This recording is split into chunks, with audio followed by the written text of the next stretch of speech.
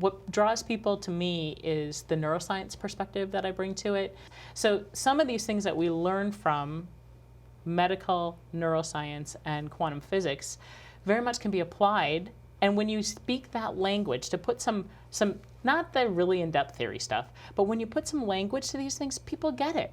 And so to understand this electricity and this magneticism and the brain waves it's fascinating because it gives people language for things that they kind of get, but not really sure how to talk about it. And because it's scientific, people, especially corporate people, I find really resonate with that, much more so. Because all of a sudden it's not soft skills anymore, it's brain skills. Right, exactly. And people get that. And I think that's probably what makes me unique, is that I can bring things from a variety of different environments together and have people understand it and make sense out of it, and not just learn one particular dimension of something, but a variety of dimensions that really make for a more comprehensive whole. How do we utilize what's happening in the organization to build the training around?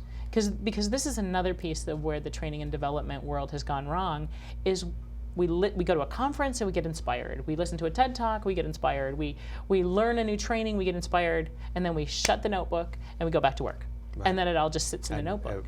It was time spent, but not put into action. Right.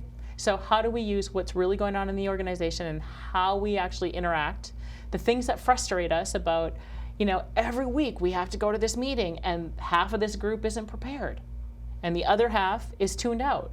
How do we bring people back to the same place, as an example? So how do you use what's really going on in the organization to incorporate the tools and the practicing and the role plays and things like this, and do it in such a way that we're all culpable. But initially what we'll do is we'll blame the other person. You're responsible, Jim, for my lot in life. Because I have a bad working experience, I have a bad environment at work, I can't move up. It's someone else's fault. Nothing that I could have said or done, or right, exactly. And the reality is passing the buck. It's usually us.